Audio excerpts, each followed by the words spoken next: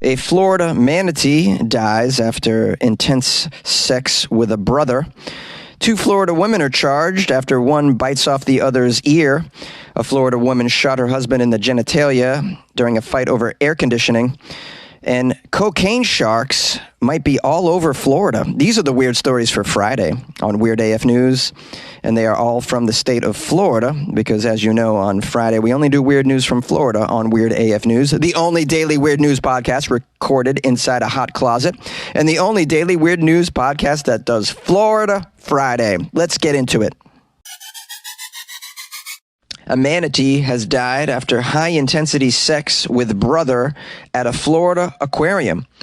Now, I would like to know whose brother stooped this manatee to death. Terrible thing to do. That's not how we should treat the wildlife. These are endangered species, I believe. Whose brother was it? The owner of the Florida aquarium? Let's find out. A manatee who died in a Florida aquarium earlier this year suffered fatal injuries caused by sex with the aquatic mammal's brother. Oh, so the manatee was having sex with its brother. That seems like a strange kink. But, you know, when you're hanging out in a Florida aquarium, it does get boring, I'd imagine.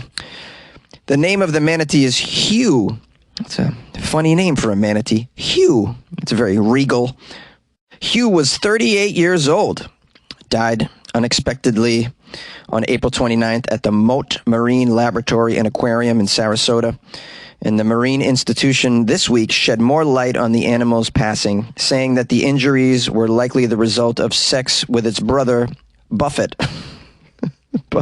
Buffett. Hugh and Buffett. Okay. These are the names of the manatees. So Buffett boned Hugh to death in the butt, it seems. What about Hugh's wife? How does she feel about all of this? Maybe they interviewed her for the story. Let's keep reading. Mote, the aquarium, insists that Hugh's handlers never believed he was in any danger whatsoever. Maybe perhaps it's normal for Hugh and Buffett to just get it on. Here's a quote from the aquarium. On the day of Hugh's passing, Hugh and Buffett engaged in natural yet increased mating behavior observed and documented in manatees, both in managed care and in the wild. This was the first time such heightened mating behavior was witnessed between the two manatees. Now, they performed a necropsy on Hugh, the manatee, and found the fatal wound was a 14-inch long tear in the ventral wall of his colon. My goodness. Wrecked him. Dang near killed him. Oh, man, 14-inch tear. Well, today I learned that I have a manatee-sized unit, so that's pretty cool. I'm learning something from this story. Now, it says here, all along, the keepers at the aquarium were aware of this mating activity between Hugh and Buffett, but the keepers did not try to physically separate the manatees during sex, fearing that that would do them more harm. Says here, following the directions of the veterinarians, distraction rather than physical separation was chosen because separation has previously caused undue anxiety and negative effects in both of the manatees, per the aquarium. And it's helpful to know that sex between male manatees and even brothers is far from uncommon. Here's a quote from a manatee expert. They're not too meticulous about who their partners are. They just have this kind of a sexual urge, and then they'll engage in activity with whomever seems to be in the area. In true Florida man fashion, I would add. Just have sex with whoever's in the area. Oh, I'm in a Walmart? Who's near me? You look nice. Cashier? Greeter? Oh, bro, I don't remember much about last night, but I think I was manateed at the bar. This to me seems like the mammals are engaging more and more in Florida man behavior because they've been spending so much time in Florida. Next thing you know, there's going to be some manatee threesomes at a bus stop. Oh, by the way, this just in, Ronnie DeSantis has just banned manatees from reading to children. 2 Florida women are arrested after one of them bites the other's ear off. What in the Mike Tyson is going on down in Florida? Bay County, Florida. 2 Florida ladies, quality women, were arrested yesterday after a physical altercation escalated into one of the women biting the other's ear off. I'm looking at a photo of them. They're smiling in their mugshots. They look very pleasant. They look like they have no regrets as to what's going on. One of them has a black eye. The other one has a head wrap. I assume her ear was bitten off. In fact, the ear victim looks very pleased, in great spirits, despite having just been Evander Holyfielded in Florida. The Bay County Sheriff's Office announced the arrests of 18-year-old Dixie Stiles. Oh, my goodness. A Florida girl named Dixie. You know, that's a lot of fun. We have 23-year-old Macy Regan as well. This took place on Ocollie Street. I don't know where that is, but please avoid it. Wear a helmet if you're going to be walking your dog on Ocollie Street. Actually, you should wear a helmet if you're walking your dog anywhere in Florida. I know it's very hot down there.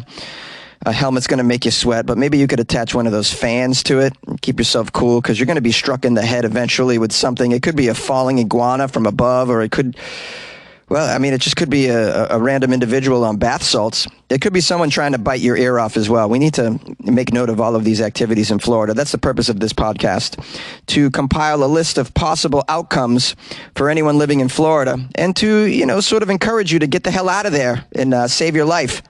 Okay, details. The investigation revealed that just after midnight, a physical altercation took place involving several men in the yard of a home.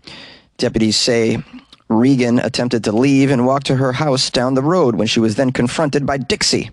According to the sheriff, Dixie accused Regan of stealing her alcohol and her vape pens. My goodness. Now, Regan, of course, pulled out her 9mm handgun from her waistband, which she has on her at all times, especially when she's going to hang out in the backyard. Most Florida people have their gun on them these days, because as of July 1st, you can carry your gun without a permit. So, it's nice to know. Deputies say Dixie pushed the gun away, and a physical altercation followed, during which Regan allegedly bit off the top of Dixie's ear. Multiple bruises and lacerations were received as a result of the fight. Dixie's ear was unable to be reattached. Oh, so sad. So sad. Now, it doesn't say why the ear was unable to be reattached. Perhaps there wasn't a bucket of ice anywhere in the area, or perhaps they were just too busy giggling and laughing over the whole encounter. I mean, that's what the mugshots look like they were having a grand old time. My guess is as soon as that ear hit the ground, an alligator swooped in and ate that thing. Yay! A Florida woman shot her husband in the genitalia during a fight over an air conditioner. Shot his genitals off. Yeah, that'll cool him off. Lake City, Florida. A Florida woman is in jail after she allegedly blasted her estranged husband in the testicles during an argument about an air conditioning unit. It's very hot down there in Florida. Air conditioning units are very important, and if someone's trying to steal yours, you probably should shoot them in the junk. Kimberly Dunn's estranged husband and his brother came to her Florida home to pick up some air conditioning unit that he wanted to sell on Facebook, according to the arrest report. Now, she sat on the unit, Kimberly that is, she sat on the air conditioner to prevent the men from taking her air conditioner, and allegedly attempted to fend off her husband with a stun gun before shooting him in the testicles with a pink handgun. So she got a stun gun and a handgun. She's like, this stun gun ain't working. You can't take a Florida man down with a stun gun. They're on too many chemicals. They'll fight right through that crap. So then you need to grab your pink handgun. Not grab it. It's already in your waistband because this is Florida. Guns everywhere in every waistband. Kimberly allegedly told the police that the shooting was unintentional and that she was only hoping to scare the men off and protect her air conditioner. And now we cut to the scene in the courtroom. Ladies and gentlemen of the jury, Mrs. Shot His Dong Off's husband was trying to take her air conditioning unit in the middle of summer in Florida. We, the jury, find Mrs. Shot His Dong Off not guilty by reason of Florida heat.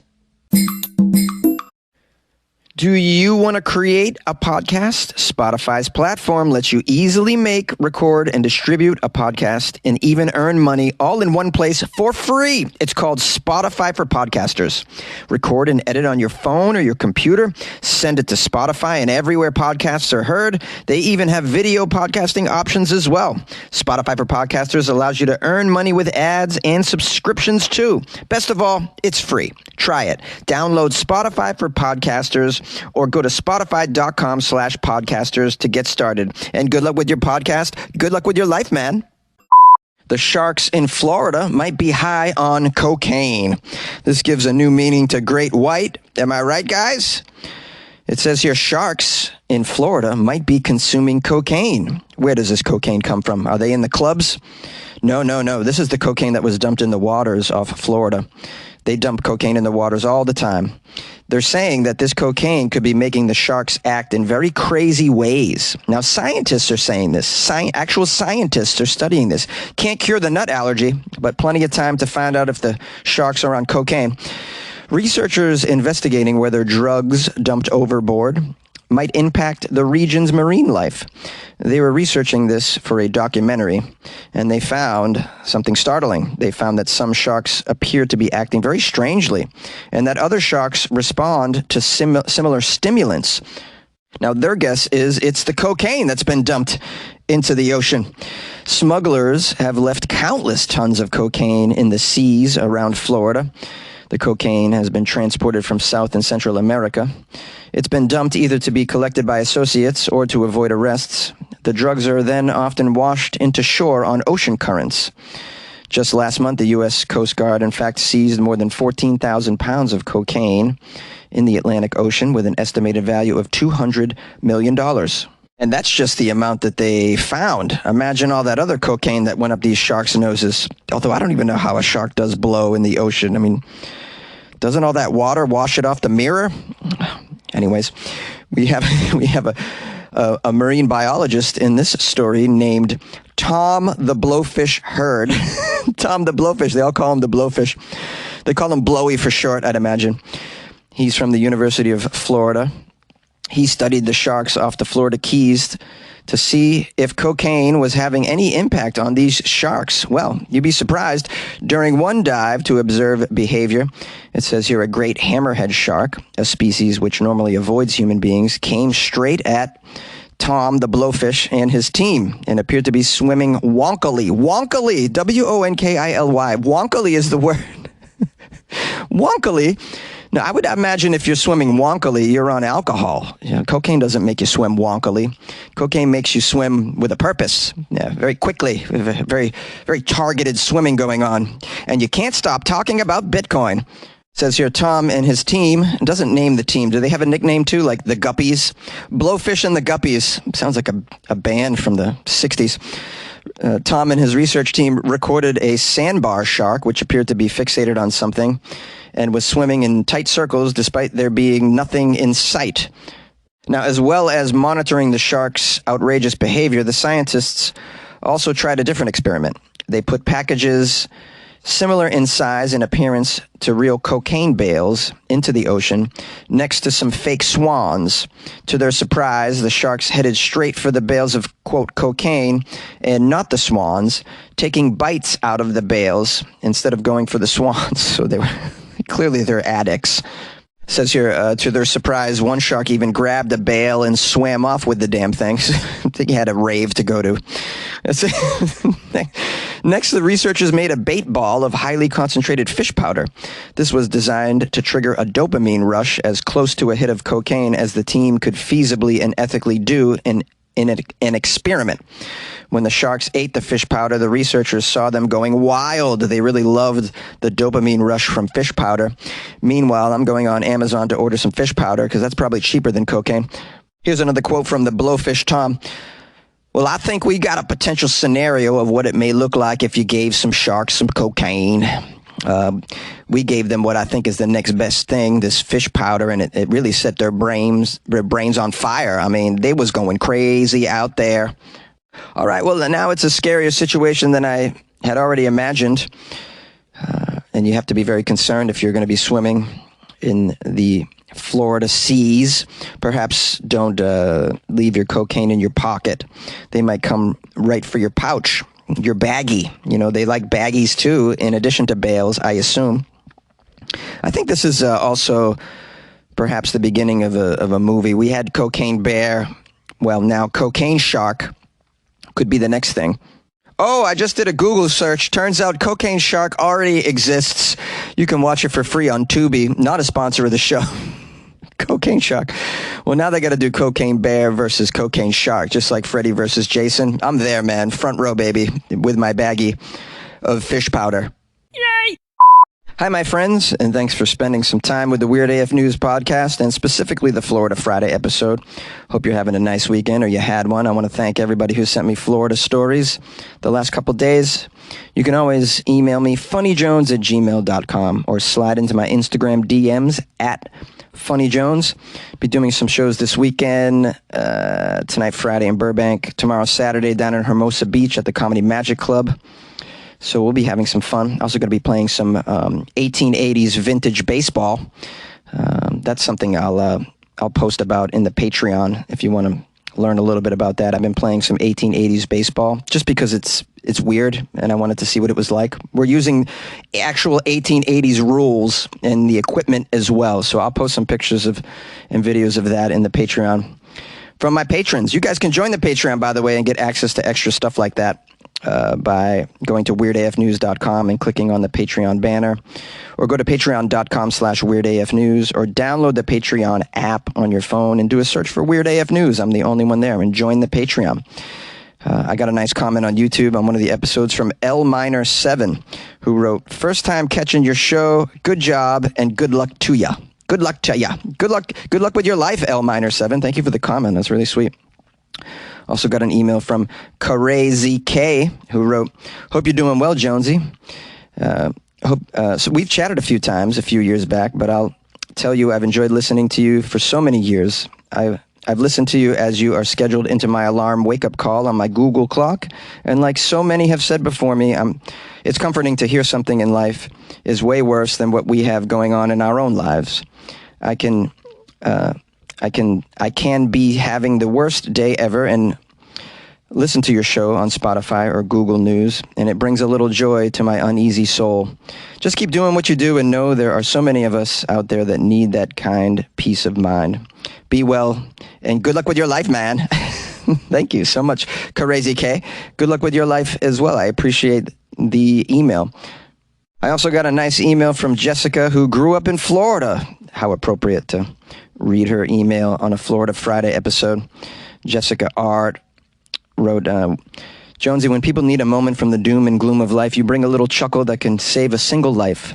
A thing you may not know or even realize is that your voice can be a lifeline to the strange and undefined. I want you to understand that even when you're low, when the feedback is rude and making you feel like an a-hole, it is these tiny little weirdos that think that you're the best.